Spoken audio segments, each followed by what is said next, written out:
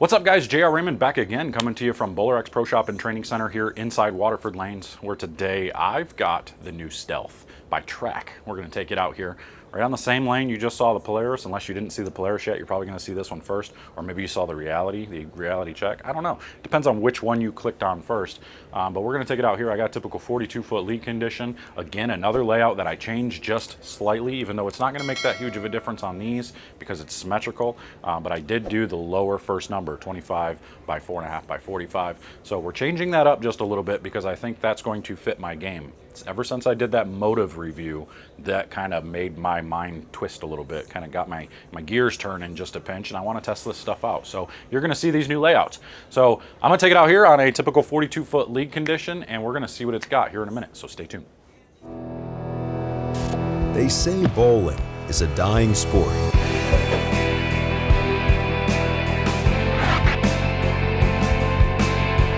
A dying sport.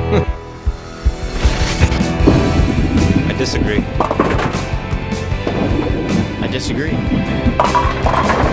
I disagree. I disagree. I disagree. BowlerX.com for the love of bowling. All right, guys, real quick, right here on the screen, you can see a flyer for the new clinic that we've got coming up. It's going to be inside Waterford Lanes, where the pro shop is of BowlerX Pro Shop and Training Center. Just a 3-hour clinic, just a one-day thing, $99, get you some tools and stuff to take home with you. If you pay by August 5th, you'll be able to get a free t-shirt, a free BowlerX t-shirt with this. So make sure to get signed up. Just text that phone number that's on that flyer, and you'll be able to sign up. We've got 2 different squads. It's going to be that Friday night at 6 p.m. and Saturday afternoon at 1 p.m. So you can pick either one, or you can do both. Whatever works for you. Just make sure to text that phone number and get signed up. We are filling up, so there will only be 12 spots in each class, so make sure to get signed up. All right, we're back on the YouTubes. Back on the YouTubes, my friends. And today we've got the old Stealth by Track, the newest track ball. I've heard a lot of good things, a lot of strength out of this bowling ball. I've only thrown it a couple of times, so I'm not really sure what to think yet. But I did that same thing, even though it's symmetrical, I did that same big first angle. Technically, so they say it doesn't matter on these because there's no mass bias. Mass bias ends up in the thumb no matter what.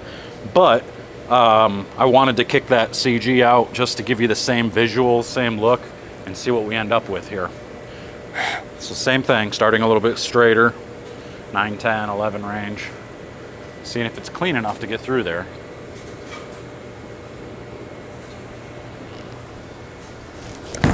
Ooh, missed left. Missed left, but it floated through there anyway and drove right through them. That's pretty nasty. And this thing revved up, man. This thing made my rev rate look like it was fast. But again, it's a black ball, so it's hard to find a bad black ball. There's not a whole lot of them out there.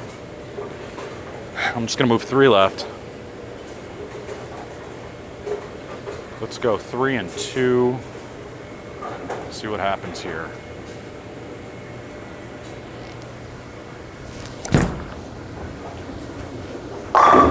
This thing's smooth. It picks up earlier than what I saw out of the Polaris hybrid, but it's smooth.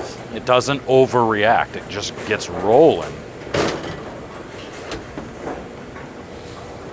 I can tell you right now that Polaris hybrid's going in my bag, for sure. And this one might, I mean, based off that, these two might be real similar. Let's finish that 5-board move, so a little 2 more left.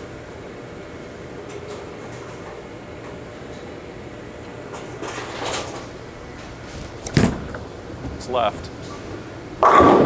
It's left, but it still trips a 4 out. It didn't overreact. That's good. I don't know, guys. This thing is super smooth, predictable. Bigger, stronger ball that's predictable. Flares a bunch. Big flare rings on this thing. Let's go 5 more left. Let's see if it goes around the lane at all. Usually big, strong, smooth bowling balls aren't very good when you go left. See what this one gives us. Start to get my hand around it a little bit.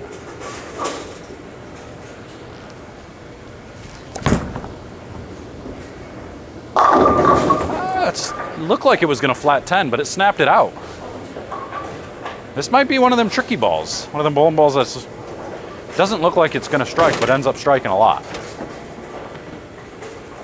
I've never been a fan of those types of balls, but because I'm always looking for that specific look. Maybe that's why I struggle at times, because I'm looking for I'm looking for certain reaction through the pins rather than watching the pins fall. Like, hey, look, you're striking. Yeah, but it doesn't look right. Change balls. Stupid. All right, 5 more left.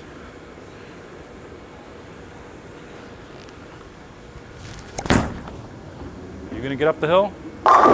See, another one. It looked like it was gonna flat 10, but it deflected, but it picked up and it still went through the pins enough to get the 10 out.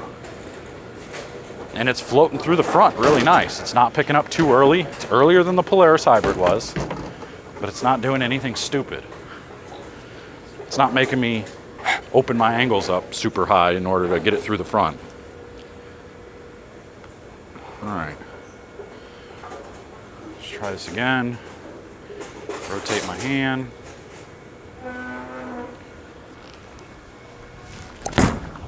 It's pretty good. Now that one did exactly what it's supposed to do.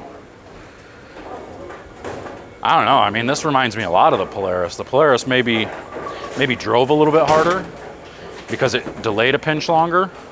But this thing is versatile. All right. Keep going. It's got a flat 10 eventually, right? Polaris never did.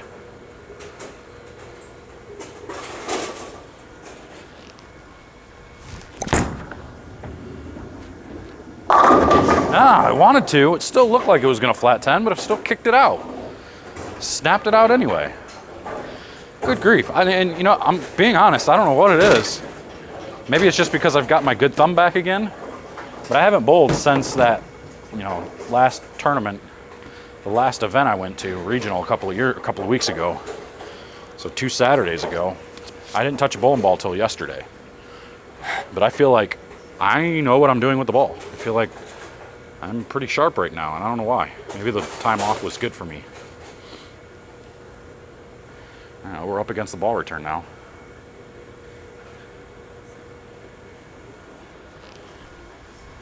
I feel like I'm trying to make it flat 10. Oh, didn't flat 10, it wrapped 10. I knew it eventually would get there, but good grief. A bowling ball that looks like it wants to flat 10. It just kept striking. All right, let's go in front of the ball return. I'll wrap my fingers around it.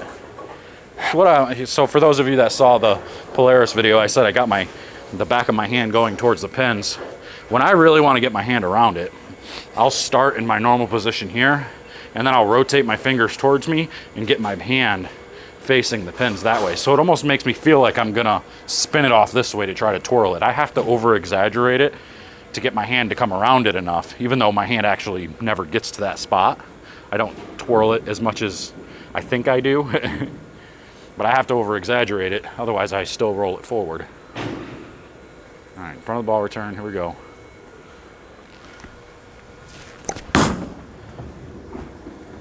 Wow. Guys, I don't know what to say. Whew. Another day, another dollar. Tell you what, that stealth, super smooth, super continuous. I was shocked at how clean it was through the front. It read a little bit earlier than the Polaris, but overall, it gave me a lot of the same shapes that Polaris did. That Polaris let me hook the entire lane, but then again, so did the stealth. You know, some of the early reviews I saw of this bowling ball, I saw a lot of people say how strong it was, how early and strong and smooth it was. Mine really wasn't that early. Mine actually picked up a little bit further down lane and made it super smooth and continuous. So another ball I think I'm gonna take with me to these events, because those are the types of ball reactions I really enjoy. So if you like this, make sure to get yours in the link in the description. Otherwise, come up here to Bowler X Pro Shop and Training Center and we'll get you taken care of up here. But until next time, guys, I'm getting out of here. We'll see you later. Take care.